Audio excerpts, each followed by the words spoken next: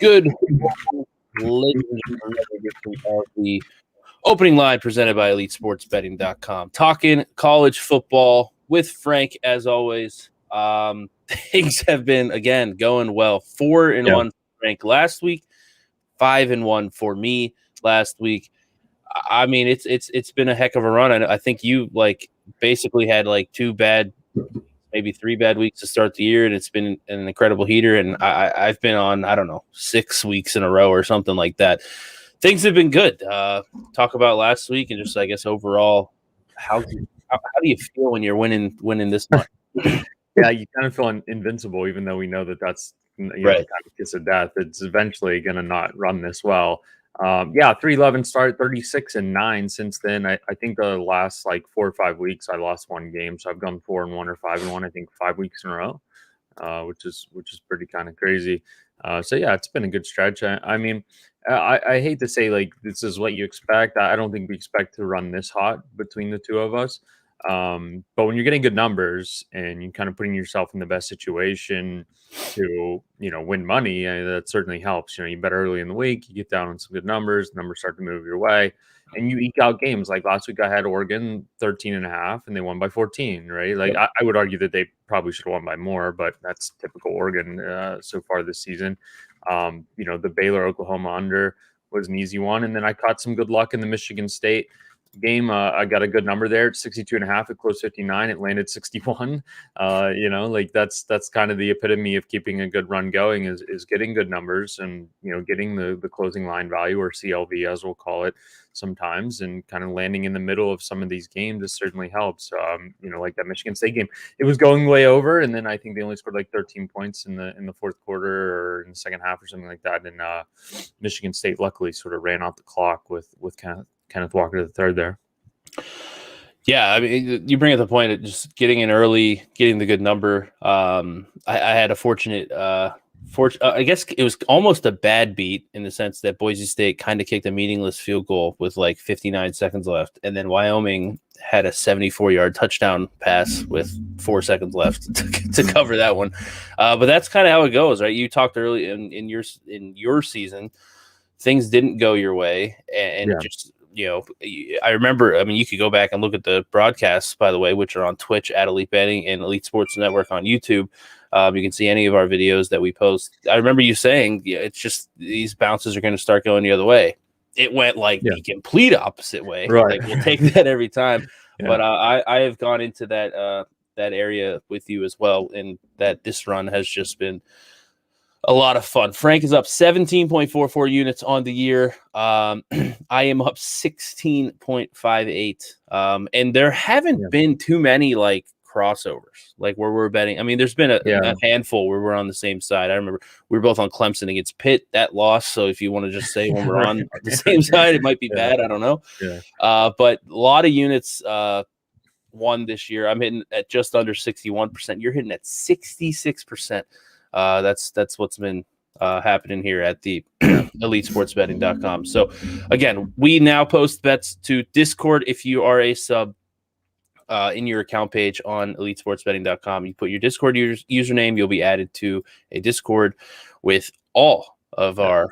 It's great. It's pretty interactive. I know that for those of you that know and follow Siege, is putting some live bets in there. We'd follow along the games and bullshitting about the games. It's a lot of fun. Yep. Everything you need, bets, just shoot the shit. We have channels in there just to talk about whatever game's on. It's a good time. So enough of that last week. Let's get into this week before we get into any games. Some playoff rankings came out last night. Not a ton of surprises, but any notes you want to say there, if anybody's surprised by anything, or just what you think the outlook is here for the last 2 weeks? Yeah, Michigan getting a good win, jumping ahead of Michigan State for now. It seems like both these teams will sort of control their destiny, right? Now, the odds of both of them winning out, or I guess they can't really. I don't know what that situation would be. Well, they both can win out. They both can win out. So, but the odds are that they probably won. And right. We'll talk about this Michigan State Ohio State game coming up. But Ohio State being slated above them and behind Oregon, kind of showing that the head-to-head matters, and Oregon probably having the best win in the country of all these top teams, I guess. I don't know how to square that but with also the worst. I don't know how to square that with like the market, also a Right. terrible loss. The betting market does not think they're the third best team. We talked about Michigan State not being, that highly regarded. And like I said, we'll talk about that game a little bit. I do think Michigan, especially considering Michigan at Michigan State, I know that they lost, but they were also 5-point favorites in that game on the road, suggesting that they would be more than a touchdown favorite on a neutral field, which would bring them much closer to Ohio State than they are to Michigan State. Notre Dame moving up a spot, Oklahoma State moving up a spot, Wake sitting in 10th. I find that a little bit strange that they're not the 10th best team in the country by any means. But this is sort of shaking out, I think, in a way that, and we'll talk about this Oregon game, where all of these teams in the current four kind of control their own destiny. I think Georgia can lose to Alabama in a playoff or in a conference championship game and still get in. Now, can Alabama lose? I think it's going to be a question on what I think these other teams are going to do, what Michigan does, what Michigan State does. Does Cincinnati jump Alabama if they lose to Georgia close in a championship game? I don't think they should, but I've seen some weird things happen with this committee stuff, and the committee is going to slate them in a fifth. I don't think they're going to allow them to jump because they're not getting any good wins, and all of these teams coming up are going to get good wins, right? Like someone's getting good wins. Cincinnati, like we've said for a number of weeks, they need Alabama to lose bad. They need Oregon to lose, which we'll talk about that game that could happen this week. And they're going to need Michigan, Michigan State, and Ohio State all to sort of like independently beat each other. I don't know how that's going to work or if it will work, but they need a lot of help. And even if all of those things happen, you start to look at a team like Notre Dame, who has actually had a decent schedule, but they lost the head-to-head to Cincinnati at the same time. So like this is tough to sort of figure out. So there is a path, I think, for Cincinnati. It's an incredibly difficult one. But I'm starting to think and starting to gear toward these four teams being the four teams, unless Michigan wins out or Michigan State wins out. Yeah, I think it's pretty easy to see. Like, I think people get caught up in the rankings. Like, these are supposed this criteria that they use only works at the end of the year. Like right. That's a good way to put it. Yeah, right. It's not a criteria that is supposed to work in week 9, 10, whenever they first came out. That's the best way that I can put it. Like, because they're ranking people like Oregon's above Ohio State. They give the head-to-head some credit there. If Ohio State wins out, they're going to jump Oregon 100%. Honestly, if they don't, like, head-to-head has too much weight, because then we could start getting into like, going down the line, like we should be shooting Purdue should still be ranked because they beat a Michigan State, right? If we're giving that much weight to these things, they may jump them. They may jump them this week because I honestly thought they could have jumped them this week, like just because of eventually it's going to happen. Making the assumption that they win this week, which may or may not be guaranteed. I don't want to say guaranteed, but it's a pretty strong feeling that Ohio State's going to win this game. And I think anyone would say that. The committee is regarding Michigan State as the 7th team. I think they're closer to 30 than 7th. Yeah, like this is sort of a crazy number, and maybe I'm a little bit against them, but I just don't like the 7th best team. Even Cincinnati wouldn't be a 20-point dog to Ohio State, in my opinion. I don't think that would be the case. So you start to look at these teams that are actually behind Michigan State, and the committee's going to kind of use Michigan State as this buffer to be like, oh, well, Ohio State was a 20-point favorite and they beat Michigan State, but Michigan State was the 7th best team, so now they jump Oregon. And I don't think Oregon is better than Ohio State, but the idea that like everyone that beats Michigan State is now getting a quality win is kind of strange to me. Yeah, and it goes like, that's the part about Alabama that, like, if they lose by 3 to Georgia, like, I personally think they still should be in. Yeah, I do. Because like we can't penalize, and I was actually just talking about this yesterday. Like, oh, you should have to win to get in. Like, okay, well, let's put UTSA in because they're 10-0. Like, no, like this, we're trying to find the best team. There is some combination of team strength, team rating, and your resume, right? Like, you need to have both. You can't just like there's top every year. There's top 10 teams that probably end up with 3 losses because of schedule and things just work out that way. But I think you hit it on the head. I don't think Cincinnati can get in without just complete and utter chaos, because Alabama, it's kind of tough because Bo Nix got injured, so that kind of hurts Auburn's chances of upsetting Alabama. I can't see, unless Alabama loses like 49-3 against Georgia. Like they probably aren't getting in. Like they're probably going to get in no matter what here. Even if we assume an Oregon loss, I guess if we assume an Oregon loss, it's going to be tough for like Notre Dame to jump unless like Wake Forest or Oklahoma State went out. But like the interesting point that I want to see is if what the committee does, like if Michigan State wins out, they're going to be in. What if Michigan also wins out? Do they jump Cincinnati? Yeah. Right? Like I don't think they're coming off of Cincinnati 5th unless everyone train wrecks. Right. Like, I'm in the same Ohio boat. State loses to Michigan. Michigan wins out, or not even Michigan wins out. Michigan loses in the championship game or whatever it is. Yeah, that would, and then Alabama loses big. Yeah. Right. Like I think that's the only scenario. Yeah, I just like this scenario. Like even if Oregon loses, or sorry, Oregon wins out, so they're in. We assume Alabama's in, or even if Oregon, no, yeah, even if Oregon loses, so you have Georgia and Alabama in, and if Michigan State and Michigan both win out, that would give Michigan a win over Ohio State 10 the year. They have a win over a Wisconsin team that's now ranked 15th. Like they have a close loss to a Michigan State team that's going to probably be ranked second in this scenario. And then Cincinnati is just kind of like, if they're doing the same thing they're doing, just winning games, kind of like, whatever, not really looking impressive. That's what's really hurt Cincinnati. They obviously just can't win by a lot. And I'm not like, I think, like you said, I think they're better than Michigan State, but they just cannot find a way to like make the committee. Like they can't force their hand. And in the American, it's not even like they're playing decent teams in the American. They're playing bad teams, and they were. And I know they beat Notre Dame with the third string quarterback and like, all their issues and whatever. They were winning these games until the Navy game. Like Navy hung in there and they won by 7, and then they played Tulane and they won 31-12. But that game was close at halftime, and then they played. It was close in the fourth quarter. Yeah, and then they played Tulsa and won by 8. They could have easily if Tulsa's quarterback doesn't slide when going into the end zone and actually just dives for it, Tulsa has a chance to tie that game up. Like it just was, they just haven't been, for what you need to be as a group of 5 team, they haven't been nearly impressive enough to get in, because it reminds me of like the Gonzaga conundrum with the NCAA tournament, but the opposite, right? Gonzaga is in this WCC, they dominated every year, but they win by 30 every game, right? Like they don't play close games in this conference, maybe 1 or 2 a year out of 30 games, right? There's like 2 other good teams maybe in the conference. And Cincinnati has played really bad teams, and Cincinnati was losing at halftime to Indiana.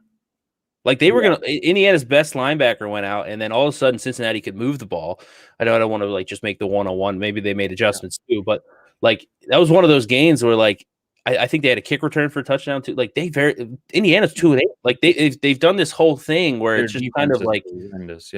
They just haven't been good enough. I really can't see a scenario where they get in unless literally everybody loses, which is possible. Like it is 100% possible that Michigan State loses this weekend, and that Michigan beats Ohio State, and Michigan loses to Wisconsin in the Big Ten championship game. Like that can happen. Oregon can easily lose this week. But let's get into some bets here. And just some big games this weekend. We'll start with the Big Ten East. Michigan State travels to Columbus. Ohio State 19-point favorite. Number 4 team in the country versus number 7, 19-point favorite. Kind of speaks to both teams, I guess, in a way. Like Ohio State's better than the 4th team in the country, and Michigan State's not quite the 7th. Total of 67.5 here. What are your thoughts on this game? Yeah, I didn't play anything. I lean a little bit towards the under here. I lean a little bit towards Michigan State. I mean, this game at 18 and like 66 or 66, a little over 66. So if you really wanted to play something, I guess you could, but I'm certainly not going to play a plus 19 or a minus 19 in a game like this. Michigan State predictably rolled Maryland last week. Ohio State rolled Purdue, which made that Michigan State loss look a little bit worse. It's like, oh, Purdue played a real team and lost by, 27 or whatever the hell it was. This line really indicates, as we've been talking about, that Michigan State is not the 7th best team in the country. They're just not, right? Like it's not even close. If Ohio State played Notre Dame, this line might only be what, 9.5, something like that, right? Like somewhere around 10, probably north of 7, between 7 and 10. So Michigan State is not being very highly regarded, and I think it's pretty obvious why. One, I think Ohio State, like the market really likes Ohio State. Like they're very high on Ohio State in their offense and the talent they've shown on offense, and probably deservedly so. I'm still not a huge believer in CJ Stroud. I think he is good enough though, and they have so much talent on offense, and they have the best offensive line, right? Like he's gonna make use of those weapons well enough to continue to win these sorts of games, and I think they will win this game. So my thought process here, and Ohio State has always had good offensive and good defensive lines, probably one of the more underrated defensive lines in college football. Even though how good they are, they don't get a lot of talk. And maybe it's because of the wide receiver core has been so good for so many years, but they need a very simple formula that Michigan wasn't able to do, and it's take away Kenneth Walker III, and they win the game. I don't think Peyton Thorne is good enough to throw the ball on them. I think he's going to be trailing in this game, and it's going to put pressure on them to throw the ball because they're not going to get the big plays. Like Ohio State is run a lot like an NFL team where they're going to take away your best weapon. And I just don't see how Kenneth Walker III is going to be able to run and break the big plays like he did against Michigan, especially late in the game. And I don't suspect they're going to be anywhere close in this game. And the line's sort of indicating that. So Michigan State hasn't played great defensively. Cade McNamara got whatever he wanted really against them for 3 quarters. I don't really see how they're stopping CJ Stroud and 3 NFL wide receivers. I just don't see how it's happening. So they're going to have to score points, and I don't think they're going to allow the Heisman contender to beat them. So I'm not going to lay the points, but I just don't think Michigan State's that good. I think they have a good resume, but I don't think they're a very good football team compared to the top 5 teams in the country. Yeah. We've talked about it before, like outside of like really the top 3, and you could maybe make an argument for like the top 10, like the next bunch of teams are all very close. Like outside of 3, like I looked at mine, the difference between 3 and 4 is the same as like difference between like 4 and 32 or something like that. Right. Which is kind of crazy to think about. In terms of the market, would you say like Georgia, Alabama, Ohio State are by far the best teams? Like that's what my model is showing. Is I don't think, like you said, it's not even really that close. Yep. But yeah, this is matchup wise, this is terrible. Terrible for Michigan State. Ohio State stops the run very well. And you said it, like unless Kenneth Walker, like here's the thing about Kenneth Walker, and I personally believe if we're doing this like Heisman correct, like he probably has the best argument for it because they don't he's not running through open holes. Like the Michigan game was a perfect example. Like he had like 3 runs in that game where it was like run to the left. All right, there's nothing. I'm just going to turn around and run right, see what happens. One he broke for touchdown. The other one, like I think he got 2 other first downs on it. Just ridiculous plays. I do think this number, it's too high from a modeling standpoint, but that's always going to kind of happen with favorites for me. But Michigan State's terrible against the pass. We saw, right? You mentioned Cade McNamara threw all over them. Purdue threw all over them. Like it's you're going from like okay passing offense like to like it was like good in college football passing offense to one of the best passing offenses in college football. Now I will say Ohio State's offensive line has kind of been disappointing. The problem with Stroud is if you do, and we saw this in the Nebraska game, right? And to a degree, I won't say the Penn State game because they averaged almost like 8 yards per play in that game. Penn State didn't get too much pressure there. Nebraska is a very good defensive line. Michigan State has a pretty good defensive line too. If you can get pressure and kind of throw off this offense, you can kind of disrupt things. The problem is they're still so good that like you still probably have to score 30 points. You know? Yeah, I mean, it's one of those things where it's like you're not going to hold Ohio, like Nebraska. Nebraska, I think Ohio State ended up with 28 or 26 in that game. Like, all right, you just couldn't. Like I could say, like Michigan State does that same type of thing, like kind of holds them to it, and then it's like all of a sudden Ohio State scores 28 and Michigan State only scores 17. And it's like, well, we almost did it. You know what I mean? Like it's so hard. And this is the same thing with Alabama, same thing with Georgia. These elite teams, you really have to like play your 95th percentile or above game, and they have to play their like 25th percentile or lower, and you have to also have like turnover luck. Like there has to be some fumbles or something. It just doesn't look really good. I just don't see many paths to victory for Michigan State here. That's yeah. I mean, they're very one-dimensional in terms of like playmaking, and Ohio State's defensive line, and like you said, against the run, they're just going to be like, nah, you're not going to do that. And now Peyton Thorne's looking at 3rd and 8 all day, and it's good luck, man. Yeah, they basically need Kenneth Walker to have essentially another game that he had against Michigan, which is just very like you just can't really have 2 of those games in a year. That's what I said. It's like they got 2 punt returns for touchdowns, basically. Yeah. Like that's like the likelihood of what he did was kind of similar to that. Now he's very talented, and he could do it again, but it seems pretty unlikely. Yeah, I mean, it's like if you went back and played that Michigan State game, Michigan's coming out on top a good percentage of that time based on what happened in it. Same thing here. Michigan State's kind of skated by in a lot of games. They had a close game against Nebraska where they didn't have a first down in the second half. They won in overtime. Yeah. Like this is just kind of how the Michigan State team is built. They kind of want to make the game a little ugly and hope that they have the best player on the field from a playmaking standpoint. The problem is I think Ohio State might have the weapons to neutralize that say Michigan did not. So tough for me to see Michigan State winning that game, but they've done crazier things. They always find a way to kind of get the bounce here and there.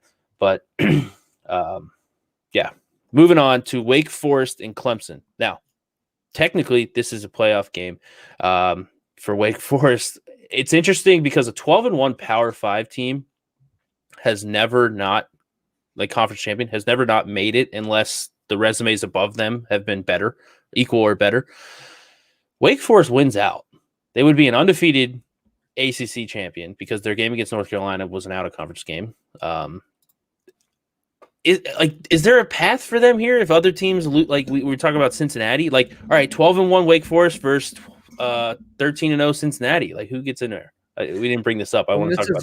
This is my gripe, and maybe why I'm like we've been on here for 22.5 minutes, and now I'm thinking about just this game. The anticipation of talking about this game has made me realize that like the committee needs to put more emphasis on the actual talent of these teams and the actual skill level of these teams relative to whether you want to look at the sports betting market or just some sort of like strength of team thing, because Clemson is a 4.5, and this might even go up.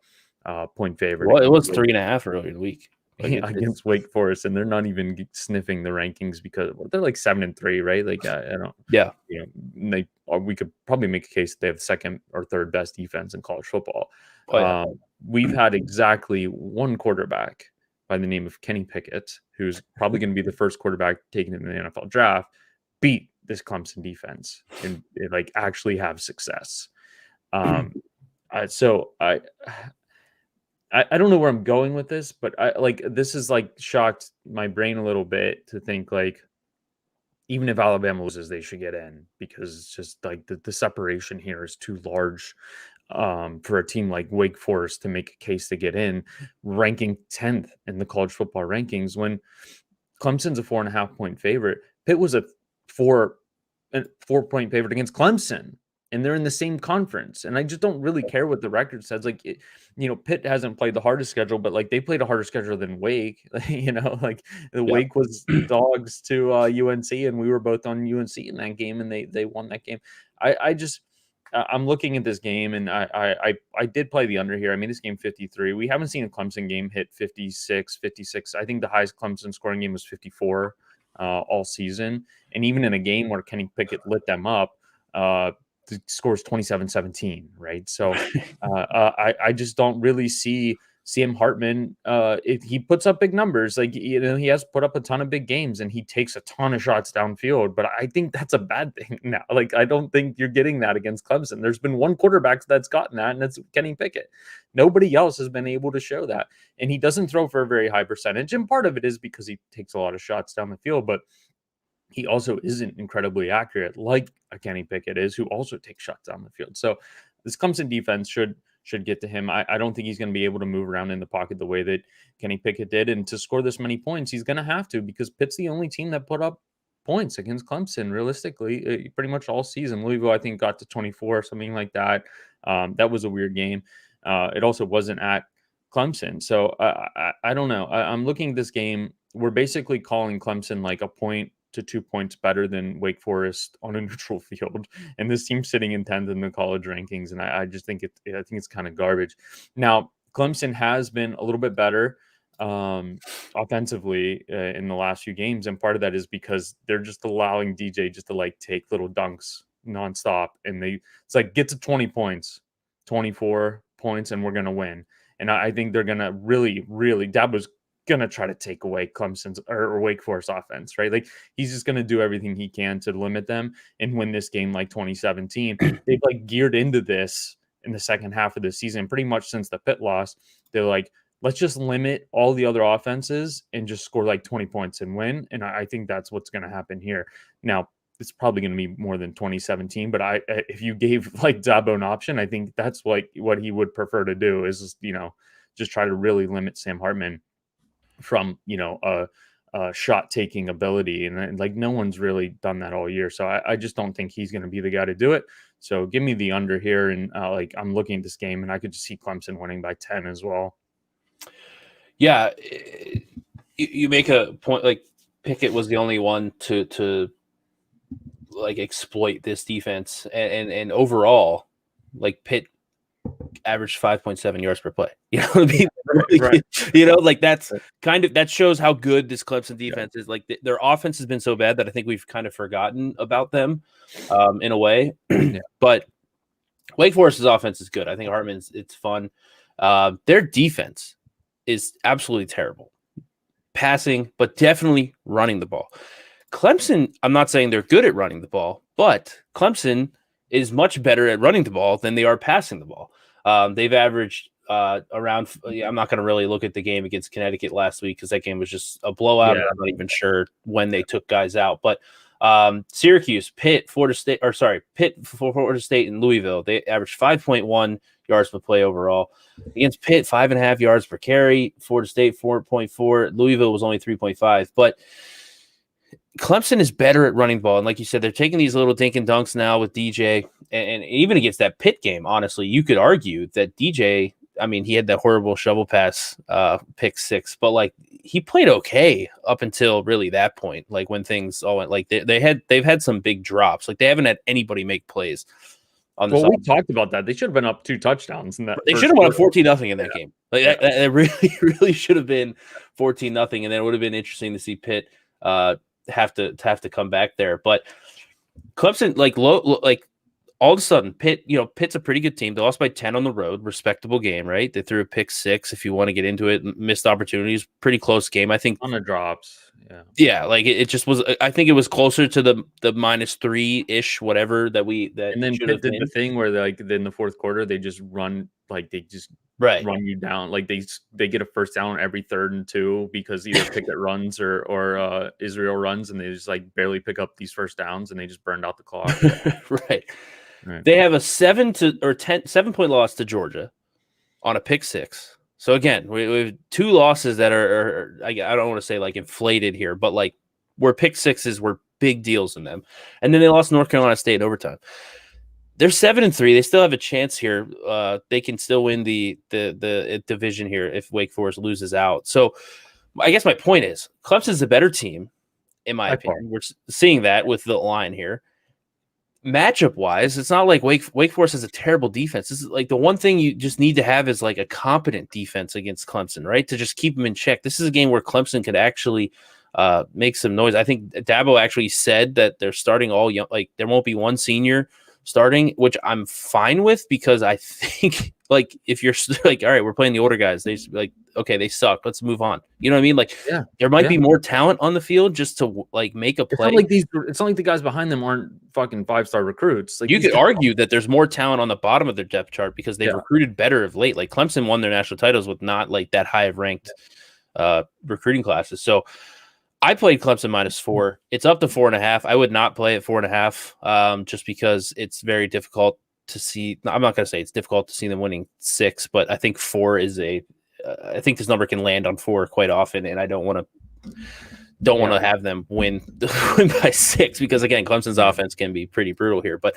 I don't think Wake Forest's defense can get the stops that it needs to. Like you said, Clemson's okay winning this game 21-17. They'll 100% take that. Like I said, they're still going for the division here. But looking at this Wake Forest defense, like these rushing, they were better last week against North Carolina State, although North Carolina State didn't really run the ball. They only ran it 18 times. North Carolina, 330 yards. Army ran for 416. Syracuse, 354. Louisville, 213. Like, Clemson can run the ball, and DJ can run it. They can do all these things and just keep their defense a little fresh. I think that helps, too. I think that kind of hurt them in the Pitt game. You could kind of tell in the Pitt game because I think they're on the field for like 82 plays in that game. Clemson kind of started to get a little tired. I think that helps them in this one. I think this Wake Forest Cinderella story is done. And then, honestly, what Clemson's going to end up ranked probably because they're going to be 8-3, right? 8-3 with an overtime loss to NC State, who's ranked, and a loss to Pitt, who's ranked, and a loss to Georgia. Like, honestly, we're sitting here like they probably have a pretty good argument there. So, and the market's still regarding them as, in my opinion, as a top 20 team. The market is. I mean, the defense is so good. Like, they're going to be. It's one of those. They're one of those teams where I think if you can get them, I know they didn't cover against Pitt, but like they're probably not going to cover the big. Like, if they're like who was against Florida State, I know they had that freak cover against Florida State. They were like -9 in that game. Probably not the team to cover that type of number, but in these close, like, field goal-ish games, like, they are that team. Like, they cover against Pitt if they don't throw a pick 6, Yeah, I'm like thinking about this, and it's like, okay, you look at Oklahoma State, who, is kind of a similar setup to Clemson, but I would make an argument that like Clemson has a better quarterback and better defense than Oklahoma State, right? Like, so like, I'm like thinking about, I'm just like going through my rankings here, or even a Texas A&M team. Those teams like really aren't that different. Like, I would say Clemson is pretty much on the same scale of like pretty bad offense, elite level defense. Like, they're basically Oklahoma State, Texas A&M, with some bad luck and some bad drops and honestly some bad coaching losses throughout the season, in my opinion, and just some bad ideas. But I feel like they've gotten a little bit of a grip on how not to lose the game on offense, right? Like, to like keep us in the game on offense instead of losing it, like they did at Pitt, where they, with the drops and the shuffle pass pick 6 thing or whatever the hell it was. The play calling was so bad in that Pitt game. They made the game so difficult. And more recently, they made it a lot easier.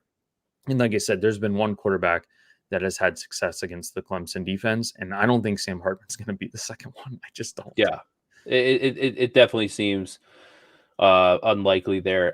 It's one of those things where I don't trust Clemson's offense by no means, but again, this Wake defense is just really, really bad. Clemson should be able.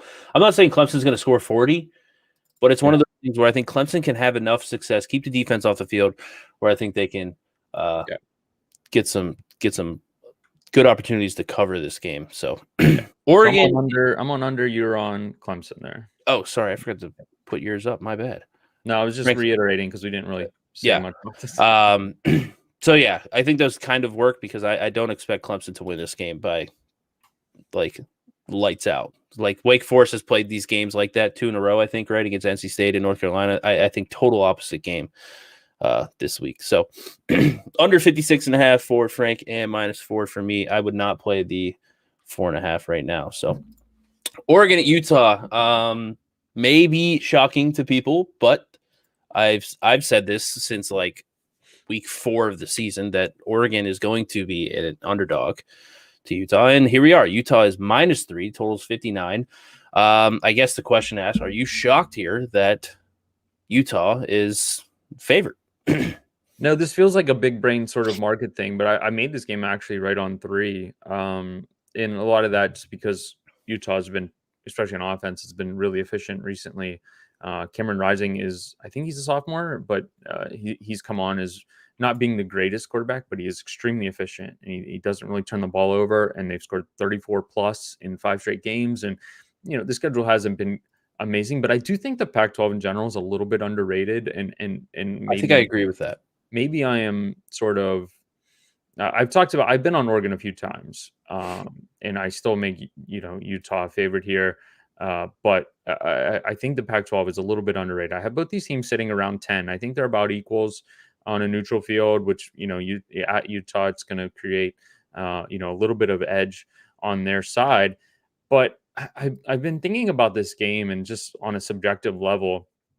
And like I watched the game last week with Oregon because I was on Oregon the 10:30 game, and they could have really won by a lot more. And that sort of feels like outside of the Ohio State game, that sort of feels like the Oregon Yeah. story of the year, where like they move the ball really well, all the efficiency numbers look really good, and then they turn the ball over on some weird play, or the defense gives up back-to-back touchdowns in like 4 minutes. Like they've just had some weird scenarios. And I look at this game and how Oregon has won recently, and I know the Washington game, they were forced to run the ball because of the weather, but they've ran the ball for 300 plus the last 2 games, and Utah isn't particularly great against the run. The games that they have lost, like I think they lost the game to Oregon State and a few other sort of not so good losses in there. They've gotten run over, in running the ball. And Anthony Brown is an extremely good running quarterback. He's also very accurate. And I think this is a back and forth game. This could be a game where, team with the ball last wins, because I think both these quarterbacks are going to do well.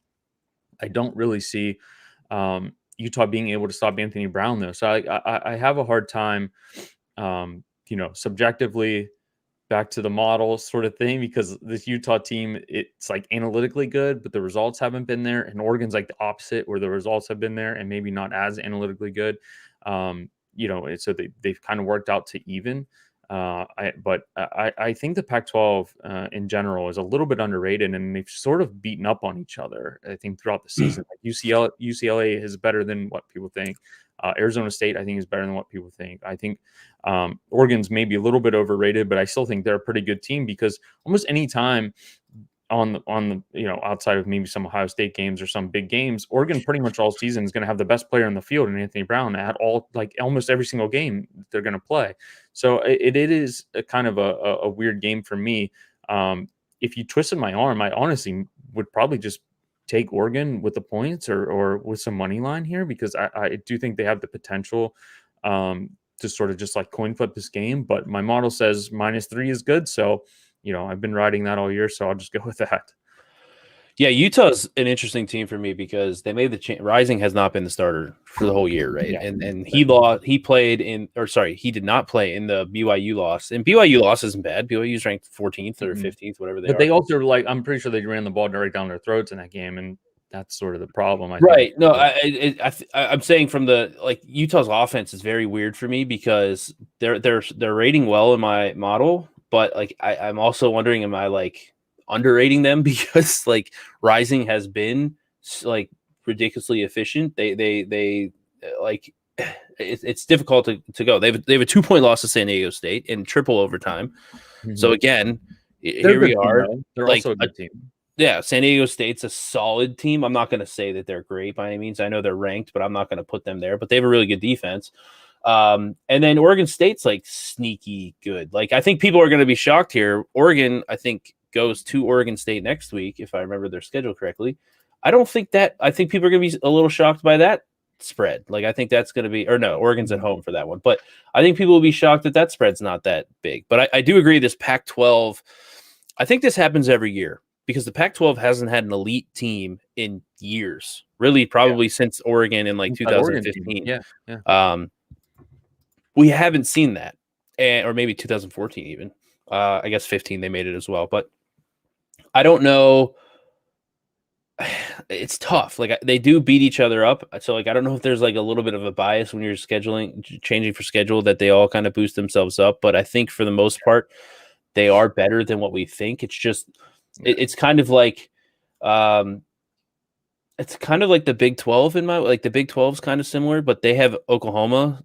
So they've been kind of clinging to it's kind of the opposite. The rest of the Big 12's trash, but Oklahoma's always they're not great, but a good team. It's that kind of that psychological bias that we put in, because they don't have an elite team that conference can't be solid. You know what I mean? Yeah, and I think they're better than the ACC by from a holistic standpoint. way Oh, better yeah. because the Yeah. bottom of the ACC is absolute garbage here. So Yeah, yeah, and a lot of these ACC teams, in my personal opinion, like just from sort of doing evaluation of the market, they're ranked in like the 15s, 20s, 30s. Most of these teams, NC State, Wake Forest, they're ranked somewhere between like 15 and 30. I think a lot of these Pac-12 teams, in terms of the market, and again, maybe I'm overrating the schedules a little bit. Like if you overrate like two teams, everyone gets right. a boost. You know how this sort of works and sort of power ratings, Yep. but. Um, and I will say that I have been a little bit high on Oregon, but like they're rating these teams, anywhere from I think like this Oregon team from like 10 to 25. Like I think the Pac-12 is decent. Arizona State's gotten a lot of market respect. Utah obviously getting a lot of market respect. UCLA has gotten market respect. Oregon State, like you said, has a lot of big wins, surprisingly. And I watched that Washington State team, and they really weren't that bad against Oregon. They No, moved yeah. the ball pretty well. And we talked about Washington, who is a 3-4 conference team, 4-6 overall. They're in every game. It's crazy. Like they're close in every single game. So If they didn't have a just terrible, I mean, they've fired basically their offensive coordinator and head coach have been fired in the last 2 weeks. If they didn't have like one of the worst offensive coordinators in college football, like they probably have like 2 more wins. And like that, I think a lot of the issues too is the Pac-12, like UCLA and Oregon State fall in this category. Good offense, but not good defense. And then you have Washington, who's bad offense, but good defense. And then you have like these other teams, and I guess Oregon can kind of fall into this category, but they're a little bit better, is like Utah, Oregon, Arizona State. They're like well-rounded, but like they're not great on either side of the ball. So like they're not going to be put into the elite category, but like they're just decent, like good at both things, not going to like wow you, but they can win either like any style of game, which helps. So yeah, it'll be interesting. Again, I think Utah, I make this like 2.7. So again, I'm basically right on 3 as well. I don't know if I'm high on Utah. Like they've shot up my rankings. This rising efficiency, I agree. Cameron rising, not like rising efficiency kind of works is what I'm saying like too. that. But Yeah, I like people look at their game against Arizona last, like 38-29. Like honestly, I know how these teams work. Arizona's really bad. Utah knew they were going to win that game with their just basic. They were probably game planning for Oregon all last week. You know what I mean? Like, okay, we're just going to run our basic stuff and go and they won by 9. I'm not gonna look past that. But Oregon, like you said, I think the key is they kind of play down or up to their competition. Like they should win games by more against bad teams, but they don't. Like it's kind of like very complacent. It's strange. Yeah, it's what happened against Stanford. They got complacent against Stanford, and Stanford took advantage and won.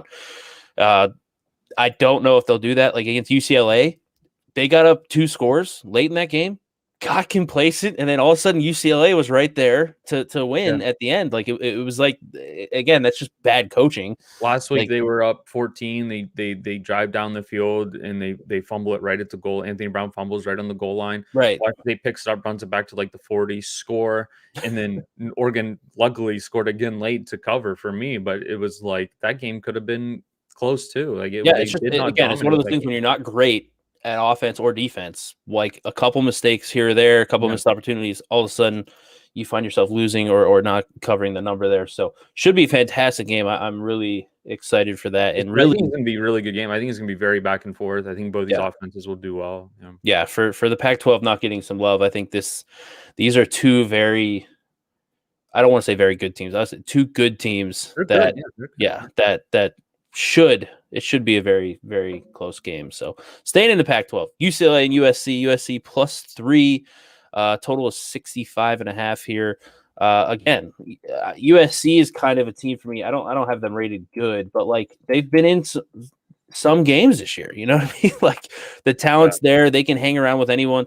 Rivalry game here. I think a big thing, we're getting into the point where they need 2 of their last 3 games. They need 2 wins in their last 3 games to get bowl eligible. That matters. We've seen that through the years here. But in a rivalry game, only a 3-point underdog to UCLA here. What are your thoughts on this one? I have no feel for this game. I'm going to default to you a little bit. I know you have a play in this game. The only thing I wanted to touch on is that this number indicates that UCLA is the far better team. I don't know if I believe that. I think I'm getting the better quarterback in Slovis, who has been Slovis is out.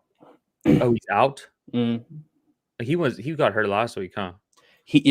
Or 2 weeks ago, because 2 weeks ago. he Yeah.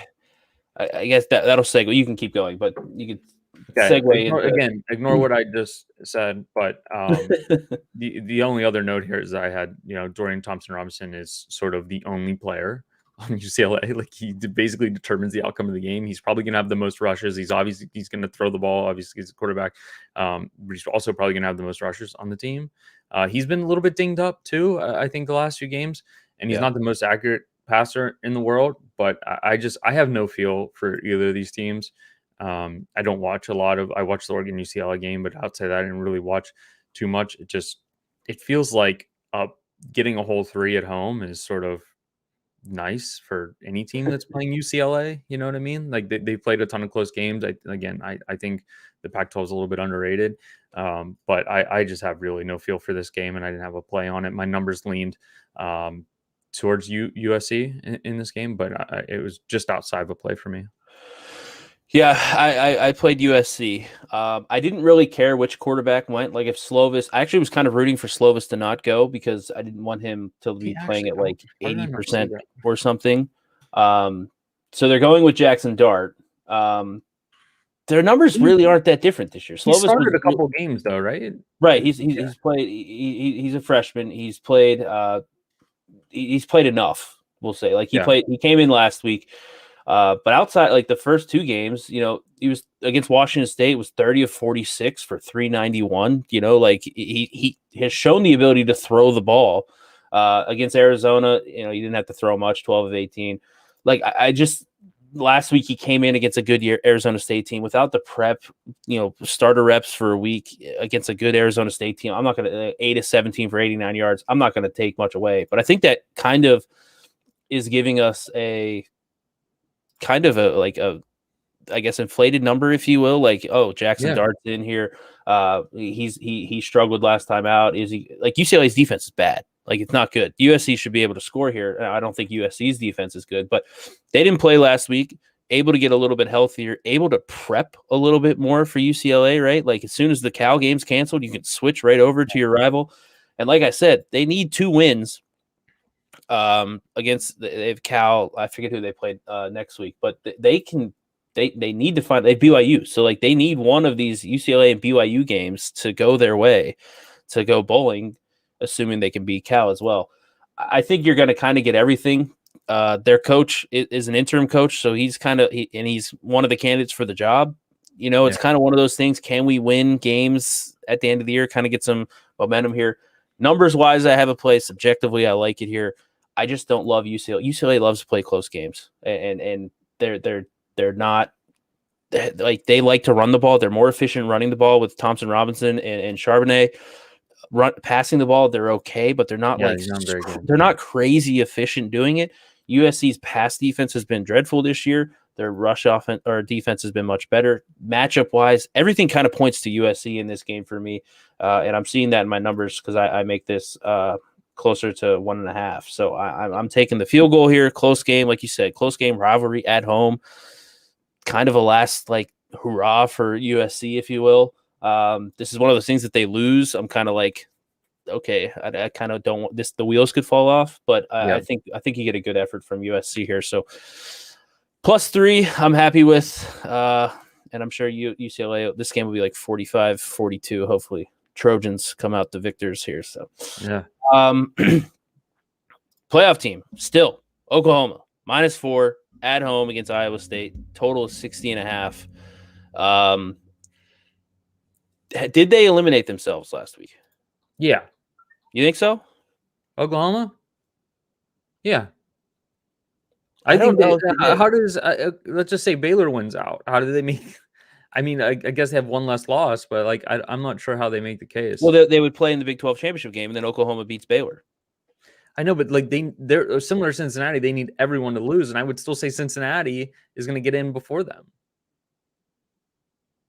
right? Like, let's just say they win out and Cincinnati wins out. Who gets? I don't know. So this is the tough part, right? Like, if you would have told me, like, say, okay, go rewind 1 week ago, if Oklahoma would have won out, they jump Cincinnati, right? So does the Baylor loss, and in this scenario, say they beat Baylor in the Big 12 championship game, does Oklahoma with a win over number 9 Oklahoma State, right, and an Iowa State team who's decent, but you get 2 ranked wins because if Baylor wins out to the Big 12, that might be 2 top 10 wins in a row. Do they jump? I'm looking at the teams ahead of them though. Notre No, Dame. I guess do they jump Cincinnati? I'm looking at teams ahead of them. Notre Dame, Wake, Oklahoma State. Who they play? Last game of the season. Who do they play? The next week. So they'll have a chance to beat. They'll have Iowa State, Oklahoma State, and then either Oklahoma State again or Baylor again. Yeah, I don't know. I just don't know how they either get ahead of Ohio State, Michigan State. One of those three, I think, get in. I guess my question is they could all miss, but Cincinnati's still probably going to win out. Notre Dame's probably still going to win out, right? They get in, I guess, is if Cincinnati, like the same scenario we talked about earlier, with Cincinnati getting in. If that happens and both Cincinnati and Oklahoma win out, like, I guess, what does the committee do there? I think Cincinnati will be ahead of them. They obviously find out how they value the, like, Oklahoma State's that would be 2 top 10 wins. I guess maybe they don't play Baylor again. I don't disagree, but they might play Oklahoma State back to back. If they Baylor loses. Yes, I think that would actually hurt them. Yeah, I agree. You know what I mean, yeah, I agree. If they got like revenge on Baylor or something, I don't. Like Oklahoma was undefeated and behind Cincinnati already. So like, right, but I think like I guess my argument to that is then like they had 3 or 4 good games left, and if they won all of those, they were gonna I think everybody agreed that Oklahoma was gonna be ahead of Cincinnati. Yeah. So I guess this 3-1 not put them ahead. I don't know. Like, yeah, I don't know. I think they need the same thing to happen as Cincinnati, but they also need Cincinnati to lose. Yeah. Which could happen. Right. I do feel bad for Oklahoma. I feel like they're being absolutely kind of screwed in this committee. Like, I feel like it's like, all right, Oklahoma, you've had your playoff shots, and you've got crushed in 2 of them or 3 of them, and you've played okay in 2 of them. Like, we're giving someone else a shot because, like, there's no way that a 1-loss team, like, we're putting Wake Forest at 10 and we're going to put Oklahoma at 13. Like, come on. Well, yeah, I mean, I have my own gripes with the Wake Forest thing, but that's another thing. If Wake Forest wins out and Oklahoma wins out, Wake Forest is ahead of them right now. So what do you do with that? I don't know. Now, Wake Forest is nowhere near as good as what Oklahoma is. Yeah. I'm not even sure Wake Forest is as good as Iowa State. Like, yeah, I guess they are. The question becomes, if Oklahoma does get 2 top 10 wins here or 2 top 20 wins over the final 3 games, how far can that push them ahead? But I don't know. I think they just end up in this like 6, 7, 8 spot. Yeah, probably. It seems like they're probably eliminated, but I do feel bad because there's a good chance that they're a 12-1 Power 5 champ with wins over like teams that are ranked, and they're not gonna get, not even really gonna be thought about here. So yeah, and also like just getting manhandled last week, really not helping. And segueing that, I was on the under last week. That hit pretty easily. I think they scored 27-17, I think the score was. And I'm on the under again this week with Oklahoma. 60.5 is actually going up a little bit. 60.5. I think you can play under here. I made this game like 56. And the thing that I see about this game is that, and I've used this comparison before, Iowa State, I used it to justify my bet last week. Iowa State, Texas, and Texas has a far worse defense. And who's the quarterback? Casey Thompson was out for Texas in that game, but still far worse defense than Oklahoma, and faster offense even. And Casey Thompson again was out, so I don't want to take too much from that. That total is 59.5. So I just don't really understand where these Oklahoma number inflations are coming from. Iowa State the last couple of games has had higher scoring games, but anytime they've played sort of a better team, the totals have been pretty low. And I do think Iowa State's a little bit underrated as well. I know that they almost lost to UNI, and they had some sort of bad losses along the way. But Brock Purdy is like pretty good. He's accurate. He's thrown for 2,400 yards. We all know how dynamic Caleb Williams can be. But I don't want to say they're on the outside looking. Maybe they still think they have a chance. And after listening to you, maybe that's the case. I could see them kind of splitting more time at the quarterback position again and going back, to what they were doing before. Maybe just a handful of snaps in that game with Spencer Rattler. Maybe I think that's going to create a little bit of problem, especially if Caleb Williams struggles again. And Iowa State just got a perfect a view on how to beat Oklahoma and how to contain Caleb Williams. He wasn't any good last week. So I don't know. I've been riding this Oklahoma unders in similar fashion to where you've had a lot of Ole Miss and Tennessee unders. Yeah. I think when these teams play really well and they start to play these close teams in good games, like this game, they're basically saying Oklahoma's about a point or point and a half better than Iowa State. I agree with that. But I think we should definitely anticipate a close game. I mean, Oklahoma couldn't even blow out Kansas. So, Brock Purdy is like I said, is very good. I think he'll keep him in this game. I think Oklahoma's defense has been a little bit better. It's kind of sad because Oklahoma's defense has been a little bit better than what I think we would have expected. The secondary has been like kind of decent. They had a couple games with injuries where they got exposed really badly. But I don't necessarily see that happening this week. And like I said, both these teams have pretty much played everyone close. So this reminds me similar last week where like it's a tough game. The game should be close and it's going to be grindy a little bit. And Iowa State just got a perfect blueprint on how to stop them with what Baylor did. So, I don't know. I played under here, like you said. The Texas game wasn't even this high of a total. I think we're just getting a little bit of ahead of ourselves with some of these Oklahoma games and maybe a little bit of recency bias on the Iowa State game. Kind of seen this with, and you brought up, I've been on Ole Miss unders, Tennessee unders, these teams that play fast and have these high-powered offenses. When you start to play good teams, and Iowa State's a good team, no one's going to deny that. Yeah, they were like a top 10 team coming into the season. I mean, right. It hasn't really worked out, but like the quarterback play has been good. They just didn't win a lot of close games. Right. I mean, they lost to Iowa, and Iowa is Iowa. Yeah. So Matt Campbell, Iowa State's coach, has been up for, like, people have said like Michigan should hire him, fire Harbaugh, all this stuff. And part of the issue with Iowa State is you just don't have talent. So there's going to be games where you are just limited, right? Yeah. Like you're probably Iowa State looking at their games this year, Northern Iowa, obviously, but UNLV and Kansas are probably the only teams they've played that have worse talent than them. Right, like that's how crazy it is. Yeah. And sure, the game against Northern Iowa was close. They might not even have prepped too much for Northern Iowa. Probably prepping for the Iowa game because of how big that rivalry is. A lot of teams struggled coming back from. Cincinnati was 7-7 against Murray State. Like it happens. Like it's just what it is. And like you said, the COVID stuff, like first game action. Honestly, I think a lot of times these good teams that play FCS schools don't really game plan for them. And then you get these FCS schools that are game planning like a Super Bowl because if you get a win, it's just huge for you, like that type of deal. It's just one of those things where the range of outcomes is super high. And definitely from an Iowa State team that doesn't have a ton of talent, like you can get caught here. Yeah. They lost by 2 to Baylor, lost by 7 to West Virginia, lost by 3 last week to Texas Tech on a 62-yard field goal to end the game. Mm-hmm. A lot of close losses here. Iowa State is still a good team. And I think what happens when you play, like they have a good defense. I know that they just gave up points to Texas Tech. Sure. They gave up points to West Virginia, whatever. But when you have Oklahoma going up against a team that's good, like they aren't going to score a ton. We've seen Ohio State do this, right? They went up against Penn State. They didn't score a ton. I know they had a bunch of chances in the red zone that they didn't convert on, but that's part of playing a good defense, right? Like it's not just an easy touchdown every time you get in the red zone.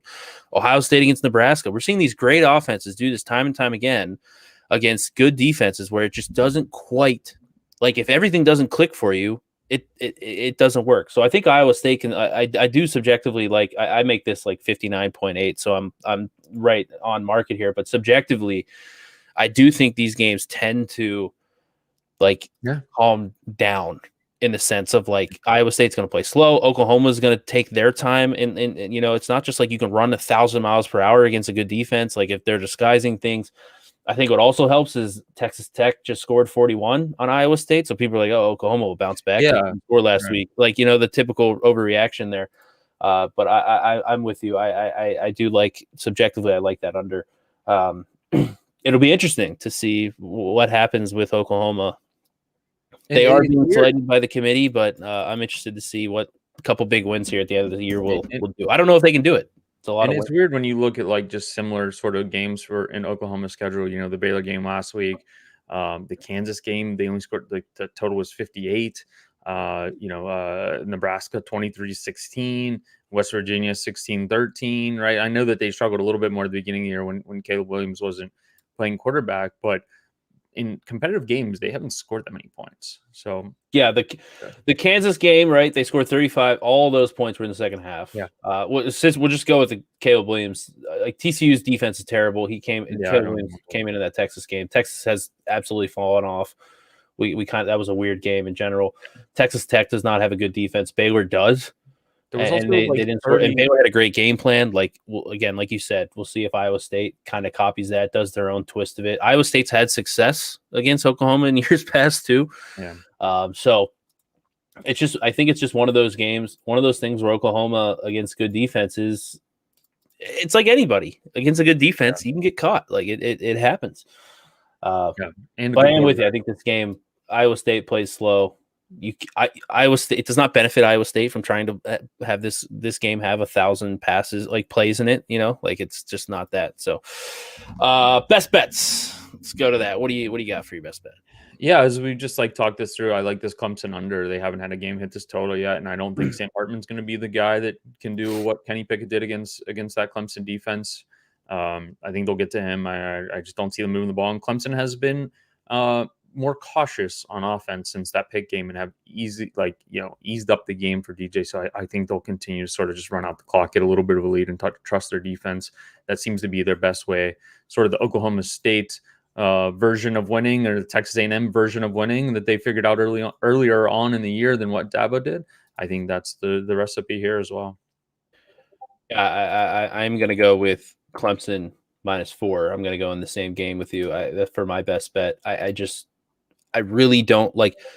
It's terrifying laying the 4 here. I would not lay the 4.5, but just from a numbers standpoint, this matchup works so much in Clemson's favor. Wake Forest can't stop the run. Clemson is much better at running the ball, which is going to, I think, free up some easy throws for DJ. Right, Wake Forest is going to have to bring more people in the box. We just saw Sam Howell run all over this Wake Forest defense. I think DJ can have a similar day, and I think Clemson's defense is fantastic, and they can get some stops. So, yeah, I like both of our best bets in that Wake Forest Clemson game. It's interesting. Hopefully, I think they're kind of correlated. Like, I don't think Clemson can win a high scoring game, right? Yeah. Like, in my opinion, I think if this game gets high scoring, Wake Forest is probably going to come out on top. So a little bit of a correlation. Usually it's not the favorite and the under being correlated, but in this one, I think they are. So I just think it has 27-17, 27-20, just written all over this game. Yeah, that's like Clemson, like you said. I think you hit it. Clemson wants to play that game. They want to win. Are we really expecting Clemson to try to just run and gun with Wake Forest? It's just not going to happen. No. I don't think Wake Forest can run and gun anyway against this defense. But I don't think so. Yeah, do that. You said, Pitt was the only team to really move the ball. Kenny Pickett, they averaged 5.7 yards per play. I don't know if Wake Forest can do that. And even if they do, Pitt scored 2.7 or 27 points against, and they had a pick 6. I know there's some. They got kind of conservative there, but just kind of shows how good this Clemson defense is. So, any final notes from you? Anything overall? No, just basketball season in full swing. It's been a good start to the year. If you're not over on that side, elitesportsbetting.com. Like we said at the outset, you jump in the Discord, get all the bets over there as soon as you can. So, like I said, it's been a good college basketball and NBA season so far. So hopefully we keep that going. Yeah, am I looking at this correct? You're up over 11 units in NBA. Yeah, something like that. Yeah, it's been a good stretch. I don't anticipate doing that this season with the NBA. Some of the totals at the beginning of the year just being way too high from the rule changes and the fouls, that they were calling. We ran pretty good there for a couple of weeks, and honestly, even just up until this point, we have continued to win games and get good closing line value. The totals are susceptible. I think right now, I don't think a lot of the books have. Certain teams, I think with the fouling are affected more than others. So you can, you can ride some overs on some teams and you can ride some unders on some other teams. Yeah, it's pretty, it's kind of funny how that's working. I've noticed that as well. There are a handful of teams that it's like, I don't want to say an auto bet under, but right now it kind of is. Yeah. And there are a couple that are like auto bet overs. So Frank up over 11.5 units in NBA. I am up 5.5 units in NBA to start the year. I have not started college basketball yet. getting some data. Frank, you're just under a unit to start the year. Again, it's really difficult. College basketball is just weird. You're better off waiting. I should have done what you were doing, but I just got the itch, Yeah, I was close. I'm gonna be honest. Like 2 days ago, I was like, you know what? Maybe I'll just start firing here. I don't know. The season, like college football, beginning of the season, you can be like, oh, this team lost this guy. We can sort of adjust certain things around, what we kind of think and what the market thinks about this team coming in. You can't do that for 357 college basketball teams. Like, you just can't keep track of it. I went to the Pitt game last night, the Pitt Hoops game. Man, was they're bad. Like, just watching that in person, it's like, Jesus, man, this team was like decent last year. They were like a top 50-ish team, with Justin Champagny and a few other weapons. And I watched that game. I didn't know a single name on the team, and I very vaguely follow them now. But I just, man, watching that game was like watching a D3 basketball game with UNC Wilmington, and it was close, and it was like ridiculously bad. And it's like, it's so hard to sort of predict that from year to year and try to figure out who everyone is. So I do think you're better off waiting, but I tend to just tread water for the first 2-3 weeks, and then things really pick up as we sort of get a feel for the teams. Yep. Yeah, I'll be starting here. I don't know, this week, maybe next week. Get enough data and try to, because it's tough. Definitely with some pace changes, and like you said, even with NBA, same thing in college, with rule changes and stuff. Try to figure out how the game's being called. But this was a college football show. Frank, 17.44 units this year. I am up 16.58. Pretty solid numbers. Those are all 1 unit bets too, or not? Yeah. I think I actually, it's funny. I think I had 1 2-unit bet, and it was the opening game, Michigan State Northwestern. This should have been a curse. I guess Kenneth Walker foreshadowing, and that he took the first play 75 yards. The total was like 45.5 or something like that. And I was like, oh, great. So I lost my only play that I went ahead. And like you said, we've mentioned before, you started off slow, but fantastic start for us for college football. And honestly, it's going to end up a pretty profitable year, because it's going to be pretty hard to lose at this point. Even if we went over in these, I guess, final 3 weeks and maybe bowl games, we probably still end up profitable. Probably. But anyway, that is it for us. Again, head over to elitesportsbetting.com, get all of our plays all in the Discord channel. Put your Discord username in the account page, and that's where all the bets are headed. So Elite Fantasy stuff needs are there as well. So full swing of things. College basketball, NBA, NHL, NFL, and college football are still going. College football close to wrapping up here, kind of, but NFL still going strong. So head over to elitesportsbetting.com for all your betting needs. Elite Fantasy for all your fantasy needs. Fantasy Guru for all your season-long needs. But that's it for Frank. I am Austin. Until next week, good luck on your bets. Good luck on all of your bets, every sport. And we'll see you again next week.